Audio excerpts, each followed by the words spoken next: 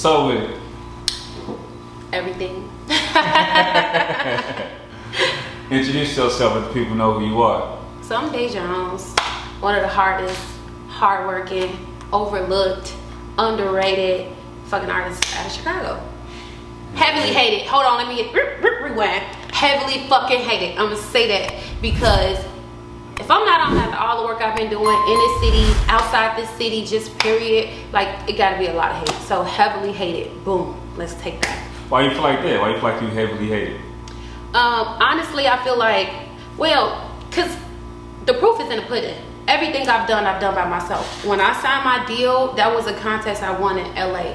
You know, nobody would do it for me here in Chicago. I had to bring that back. And then once I brought that back, then people like day this, day that. But prior to that, overlooked. Wouldn't get booked for shows. Don't nobody call me for nothing they have going on. They put a lot of artists in Lollapalooza, Summer Smash, Cyphers. And I just don't get called. How I'm one of the hardest in this fucking city and I don't get called. That's some real hate shit to me. And you can't tell me I ain't one of the hardest. And anybody else who feel like I'm not, we can rap. We can rap under the eye, rap a bitch under a tree real quick, period. Like we can fucking go toe to toe. Any female in this city. And that's just how I feel. And that ain't even how I feel, that's the truth. You can feel one way and then there's the truth. And that's the fucking truth. Let's go. I'm tired of being humble. I've been so fucking humble and I just keep getting overlooked. I'm so tired. I've been losing sleep for the last 3 days. And it ain't even been on no hating shit. You know what I'm saying? Like I swear to God, like that Glorilla girl, when she first dropped that song, people was talking shit. When I first saw it, I kid you not, I said, shorty finna go. She finna go quick. This hard. She hard. I started listening to shorty shit like shorty, tough. And don't get me wrong, she's been doing it for a little while, but not that long. And that song just went like this. And it's a difference though, because motherfuckers from her city helped her. You know, her team was with her. They don't give a fuck. We ain't got our hair done, our makeup done. We in this video. Like, we don't care. We don't got no outfits. We in this video. I don't care that I'm pregnant. I'm about to support you. You feel me? Like, twerking, they pull out them Altimas and they pulled out them Altimas and they hit the streets. When it comes to us here, we don't get that type of support. So I really, like, for the last 3 days, like, dang, you've been doing this shit for like a decade with no fucking help. That hurts more than anything. You're not hating on shorty, you're just hurt from the whole process of it. Like, we could be up like that too if people put on for you or support you like that. So that shit really been hurting, and I've been feeling like, dang, you been too humble. You don't talk your shit, you don't say what's on your mind. So I'm glad we here. Yeah. Well, we'll hold off on a little bit of that, just get to know you a little bit more. You were born in Cabrini-Green? Yeah, so from Chicago, born and raised in Cabrini. Yeah, that's where I got my stripes from. Yeah. How would you describe? I heard a lot about it, but how would you describe your life growing up over there? There was its goods and its bads for sure. Like, one thing I would say is like, we had an extended family in the projects. Like, everybody was your mama, everybody was your grandmother, everybody was your sister, your cousin, your brother. We all family in this bitch. So like, if your mama ain't at the house, you at home, but the next door neighbor watching you, you decent, they know you there, you know what I'm saying, they gonna come check on you. We don't got no food, we knocking on next door, y'all got some sugar, y'all got some bread, you know, they gonna talk shit about you and be like, they always asking for some motherfucking sugar. But so what? Y'all, you know what I'm saying? We in this shit together at the end of the day. But it was fun and it was bad. Like, it was killing going on. It was rapes going on. But, you know, we still made the best out of it. Like, the projects was fun as shit, though. Like, fun and shit. We had so much fun. It's crazy. Now, one of the stories, you know, that sticks out to a lot of people who don't know about, you know, the crime and all that, but the Candyman. How was that, like, hearing them type of rumors, the urban legend, should I say? See, it was actually, we were scared of shit of the Candyman. Really? Hell yeah, because we didn't know if it was real or fake, but like those buildings, so the red buildings that they filmed it in, or they act like they filmed it in, the first one that they filmed it in, so it got that entrance where you can go from one building to the next building, got a hole through an apartment where to take you to the one building to the next building. My auntie lived in that building, so we would go up there and go through the hole. You know, the boys in the projects, like, that's how they used to get away from the police. Police didn't know about that hole. So police chasing them up this side, they go through that side, come out that other, and just walk the fuck off. Police in the building still looking for him. He gone already. Like, that shit used to be so raw. But because we knew that was real, and then they incorporated with the Candyman, that's what made us like scared. Like, you know, we was like real scared. But see, also we associated like the Candyman with, it was this rapist out there in the same buildings, raping, and he raped this little girl. He poured bleach down her throat and everything, and it was so bad. She was in the hospital for so long. We kind of associated that with Candyman, like this nigga like the Candyman. Yeah, so we was really scared. Like, we was living in the project, scared of the motherfucker. But those was the red buildings. I was raised in a white building, so we just kind of stayed away, you know. And they tore the apartments down. Well, the projects, the high rises. They took them down, 2012, 2011? I think probably the last building came down around that time. I don't remember exactly what the dates or whatever, but that's probably when the last building came down. And that was the last building I was living in when I was over there. So it was the Berlin. That was the last building that came down. That's what most of my people was from, the Berlin 714 mainly, my family, but like my people, my girls, my clique in the Berlin. Yeah. And I seen another interview, you said that you seen, yes, your cousin or someone got killed or something in front of you. Yeah, yeah, that was, honestly, that's one of those things that always play back in my head. When you think about the good times, you can't help but think about the bad times and shit like that happened. But the parking lot was, and it's so crazy because I just posted today, like, man, if the projects were still up, I'd be shooting hella videos in the parking lot, because the parking lot just used to be lit. So the buildings come in a circle, and then you got your parking lots, you got the blacktop, everybody hung in the parking lots all night. The music playing all night. This our community. It's like your own little gated community. So we used to hang out a lot in the parking lot, but we always just kicking it. Me and my guy, everybody, and some dudes just like, these dudes who they don't really fuck with, you know, we know them to be on bullshit all the time, so everybody just watching, you know, paying attention, but nobody thought something like that was gonna happen. So they shoot at my cousin. He strapped, but he ain't had time, and that's the problem. So, you know, and I ain't nothing against him or nothing like that or nobody, but a lot of people be like, I keep it on you, gotta keep it on you. You gotta get to it. Yeah. You know what I'm saying? Like, he didn't get to his shit first. You know, they got to theirs first. So they upped on him, and then they hopped in my guy's car, and they drove off in his car. The dudes walked over there. His car was running. Motherfuckers didn't think he was on there. We just still on there kicking and we just watching or whatever. So they shot him, and then they got in my guy's car and took his car as the fucking getaway car, but ended up crashing into a pole. Police got right on their ass, crashed into a pole, and they ran. So they really got away with it because people don't talk still. You know what I'm saying? Like, you know, people know who these guys is. People know the story, but that's just, you don't say names. That's just the code. Yeah. And at the end of the day, karma always, you know, catch up to people. One not even alive right now, you know, so karma. I'm sure you tell countless stories of people who just coming up in the area to tell countless stories like that. But for you, how does it feel just to make it from out of that? Honestly, it's a blessing, you know, to have come from such a tough place and to have made it. You know, a lot of people didn't make it out.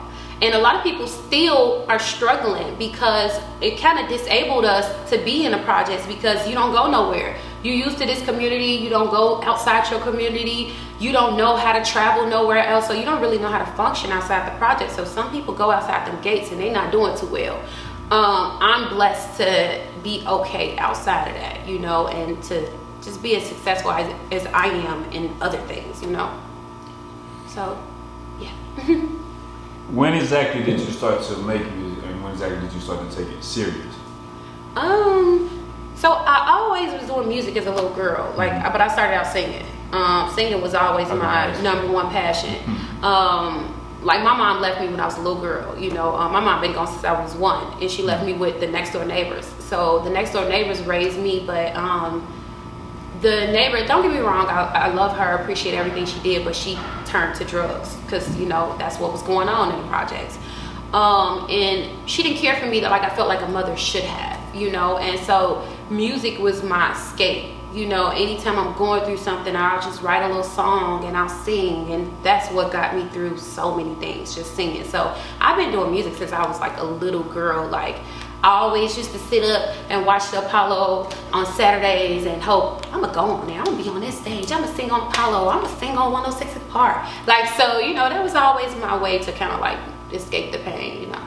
You use it as more of like a therapeutic thing. For sure, because, you know, we didn't always have therapy. I would say we did have some sort of therapy in the projects, but we didn't always have it. And that was, for me, you know, my therapy, for sure. Like, I felt invincible, like, when I was singing. Like, yeah, it was such an outlet. And if I'm not mistaken, did your mother pass? Yeah, so,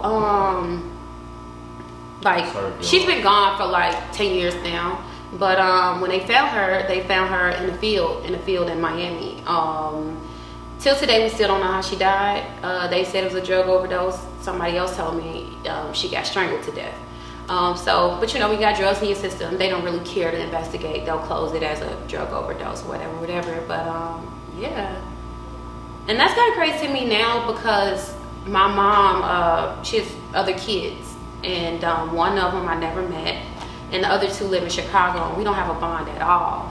Like, my first cousin from my mom, he just got killed over the weekend on the South Side. And we never even met each other, but we always DM'd each other. And as I go through his pictures and shit, I'm like, damn, he has my whole face. Like, we look just alike because my mom and his dad are brother and sister.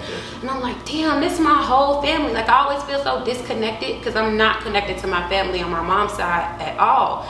So it's just like, damn, he always used to DM me like, cuz we gotta link up outside of Instagram. We family. And my mom's son, he texted me just recently and was like, sister, we gotta build a bond. Like, I don't know my sister and we live in the same city. And just be like, dang, that is kind of cold, right? It's kind of fucked up. I'd be like, dang, I'm supposed to bring us together. But, you know. Man, it's life, never too late, but it just, because of the circumstances, how things played out. When you get older and being from Chicago, you build these boundaries.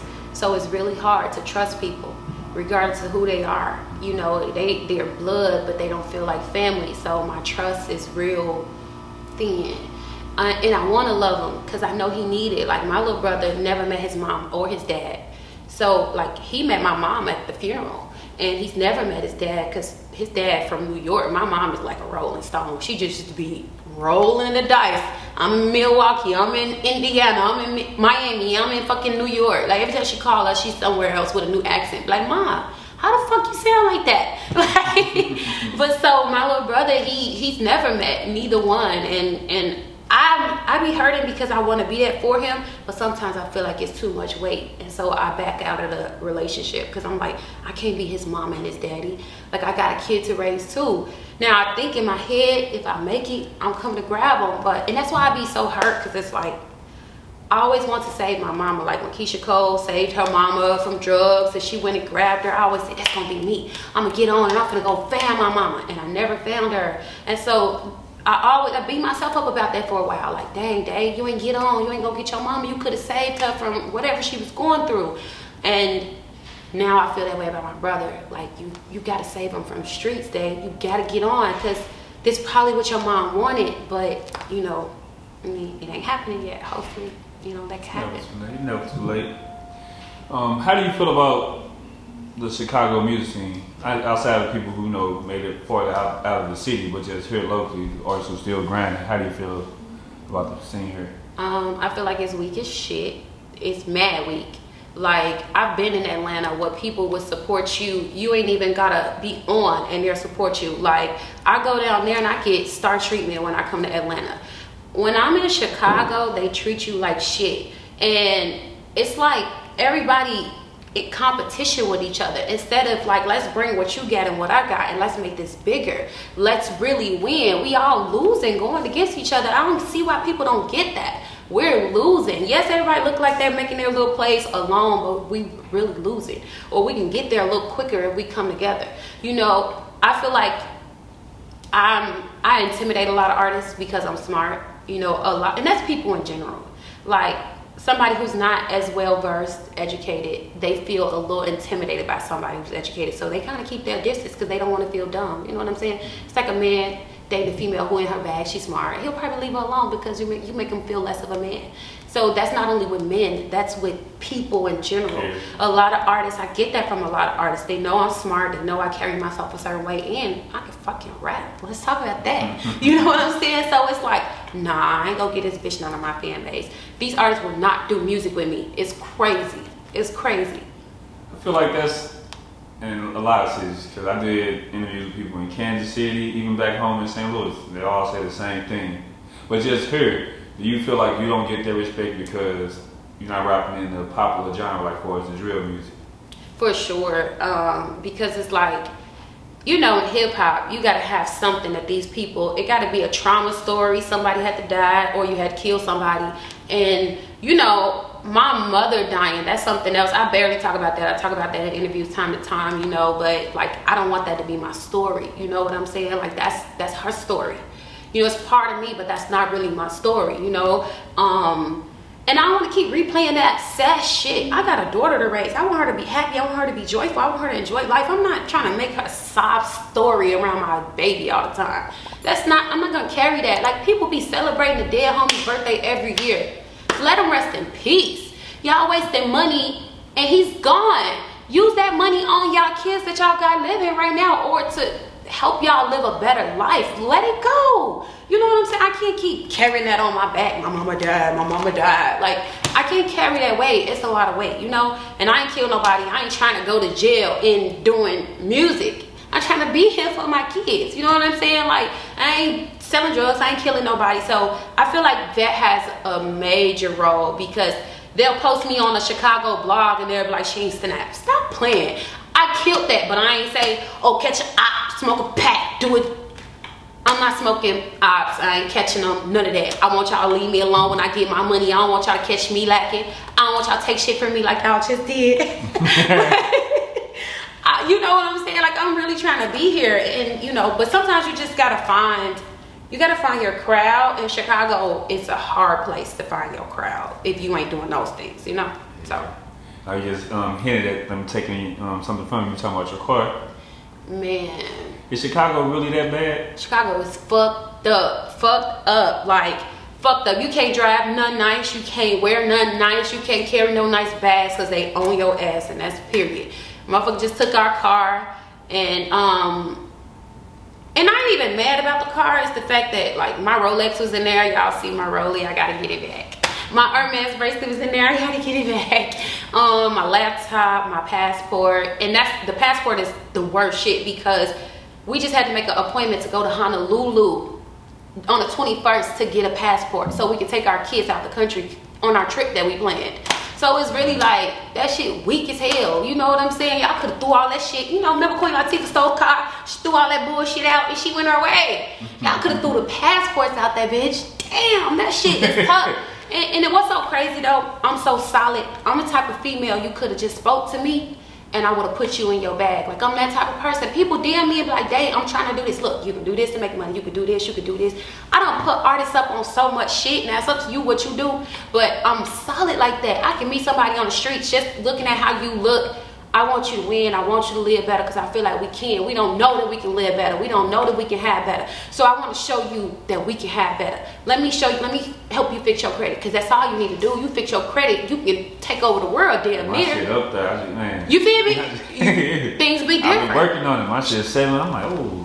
I was Shit at 710 last time I just checked. That's a month ago. It's so much shit you can do with good credit. Like, even these artists, like from lines of credit, you know, establishing their name as a business, having a credit card for their business, establishing a line of credit for their business name, like Dae Jones LLC, taking that money instead of spending your cash, you know, or using it as a cash flow, putting it into something. So say you get a line of credit, go get you a little, you can start small, get you a car, put it on Toro, let it flip, you know, let it flip and pay for itself. And then that's the money you're using to pay your credit card bills and your dreams. Or go buy you a building. Buildings are cheap as shit right now. Flip the building, take the money and invest in yourself. So, but I'm the type of person that would have gave somebody like that game. If they'd have been like, hey ma'am, I saw you left your door open. You know what I'm saying? Oh, what's up? I'm just that girl. You know what I'm saying? Like, I'm not even that person that you gotta take something from, because I'm gonna help you get everything and I ain't gonna leave no crumbs on the table. But it's about what you trying to do. So, you know, but people don't know that because we so afraid of each other. We so afraid to say hi.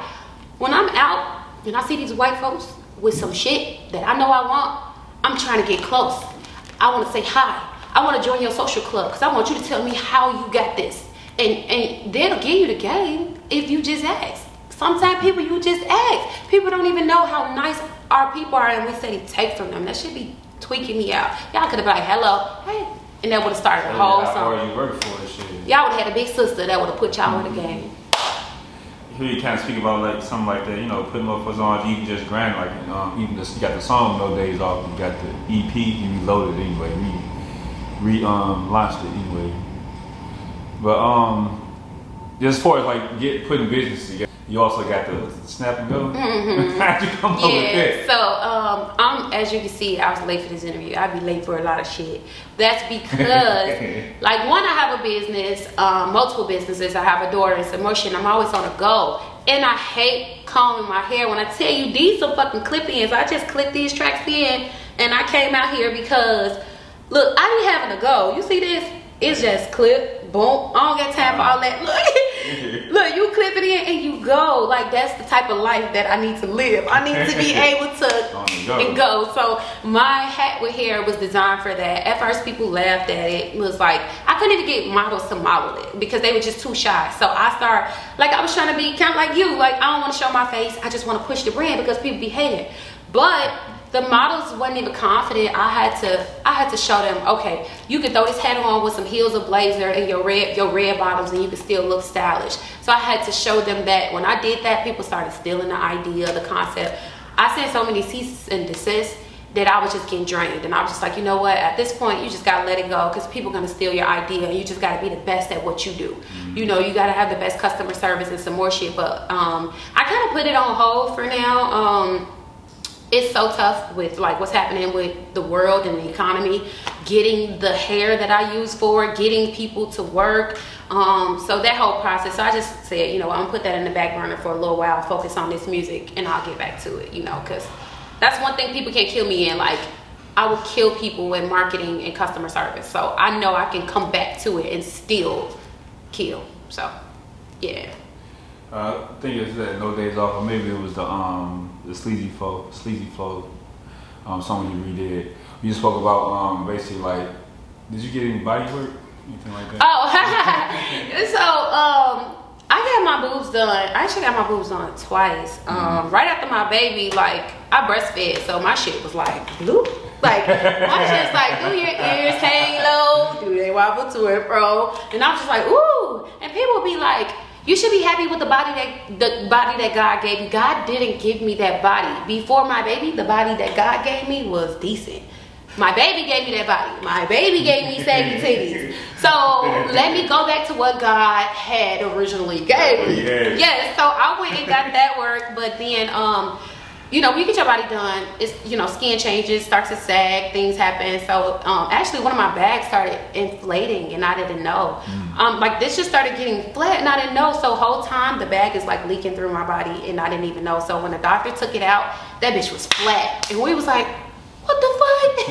So yes, so I had to get it done over anyway. And then if you take anything out, you gotta get fresh ones and start over. And they can't do one, they have to do both. That's just how they do it. So yeah, I did that. I tried some other shit, it didn't work. We ain't gonna talk about that though. So we ain't gonna talk about that. Say get your had your child, they call it like a mommy makeover. Oh no, so I didn't do all that. The mommy makeover is usually like when they'll get a tummy tuck, a booty job, and a boob, like the whole makeover. I've never had like a saggy stomach, so I didn't have to do all of that, you know. So was that back in 2019? Is that when you was in the BET competition? Yep, BET competition. That's when I won the contest. Killed 600 plus rappers. So if you say I ain't hard, you lying.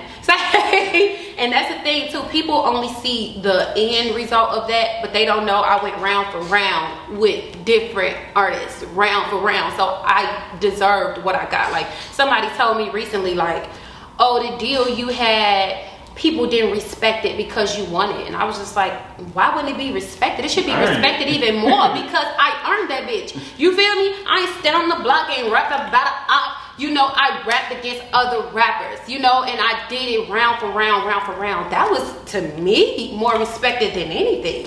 Ain't nobody vouch for me. Ain't nobody put my name in the bucket. Ain't nobody say shit for me. I went and I got that. So that if that ain't respected, I don't know what the fuck is respected. Like, I just don't. But yeah, so that was a BET. Won the deal with Island through that. It was very short-lived. And they ended up letting you go in 2020 during the COVID pandemic. Things like Yep. that. So we dropped my first single during COVID, which wasn't a good idea. We made a club record, but clubs weren't open, so I don't think it was a good idea. And then they released me later on that year in like October. So we didn't get to do nothing because outside was still kind of wishy-washy. So I didn't get to do anything. I didn't get to grow like I wanted to. My most major thing, I wanted to grow and be able to network with bigger names, and I didn't get a chance to do that. So that was like the biggest bummer to me. And then once they let you go, you ended up starting your own label. Yep, so I started my own label. My first artist was, of course, my daughter. Right now we're working on like a kid album for my baby.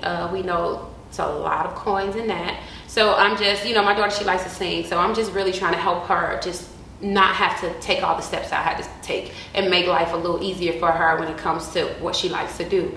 And so I'm looking to grab more artists, but I'm really, one thing, I'm not a major, so budget is always an issue. And I have ways of getting a budget, but you just have to be very specific with who you work with when you have a limited budget, and a lot of artists in Chicago, they're not as consistent and as loyal. So you'll be, I took all your bread, and I don't got that much money to be taking those type of L's. So I really been taking my time on working with artists, and just like, let's work on you first day. And then once you get to a whole nother level, then you can grab some artists. So that's really kind of how I decided to work that.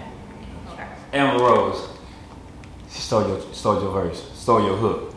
Definitely did. Like, what's crazy is that I don't even know why I listen to the song. I just be on the blogs and I clicked it and hold on, trap. Like, I heard the beat coming in and I'm like, let me hear what she finna say. Okay, I know I used this beat before. Then Shorty went, hold on, trap, word for word, okay. And at first I felt like, okay, it could be some coincidence, because a lot of people have been grabbing old beats and remaking them and stuff like that. But for me, it was like, what are the odds of you taking the same song that I did and saying the same thing? Like, to me, that's a little off. And then her guy is with Universal. Island Records is under Universal. I did that song when I was with Island. They still have the records in their files. And there was a couple other people in the studio as well. These people know Amber. So, I don't know. And honestly, my attorney, when I posted it on my page, my attorney hit me. I didn't even have to hit her. She DM'd me and say, hey, I'll call you in the morning. She knew what was up. My attorney know her shit. She one of the tops in the industry. So for her to know and feel that way, let's go. Yeah. Let's get them coins. We can use that check. Our budget is limited. Let me get that. And it's crazy too. She probably didn't even know. Somebody probably just gave her the record. You know what I'm saying? But you gotta pay. Have your shit together. That's all that matters. You feel me? You gotta pay. And cut the shit. Yeah. One last question. I gotta ask you, with him being from Chicago, they just gave, regardless of how people feel, man, it's gave the GOAT, R. Kelly, 30 years. What are your thoughts on that? I ain't gonna lie, I am a big R. Kelly fan. R. Kelly is, like you said, the fucking GOAT. When it comes to R&B, he's the GOAT.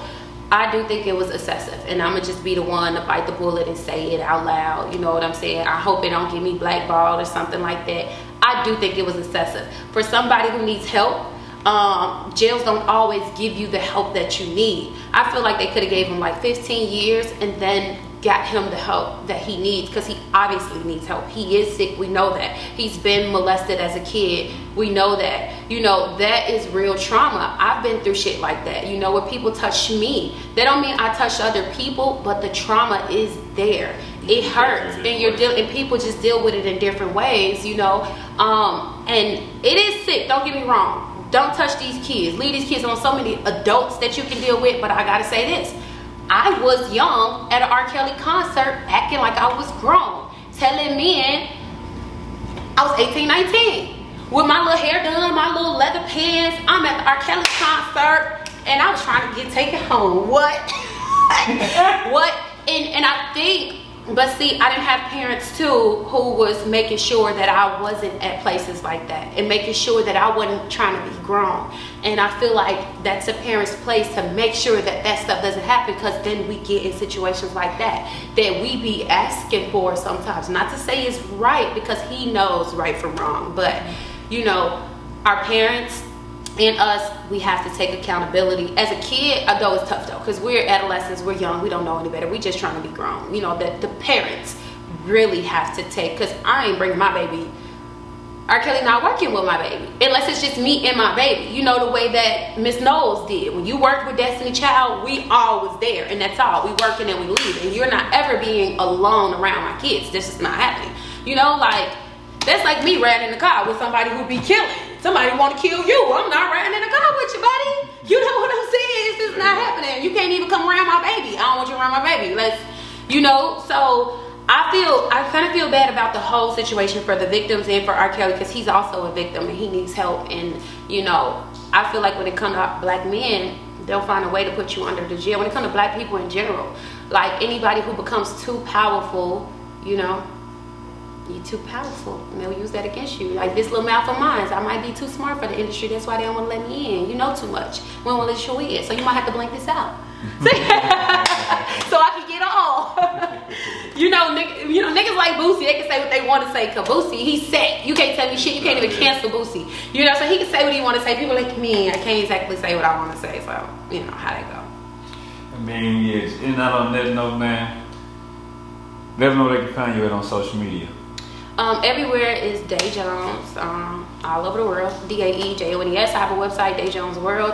I have some great events about to happen, so make sure you guys really, really tune in. I have some super dope events. People always say we want dope shit happening.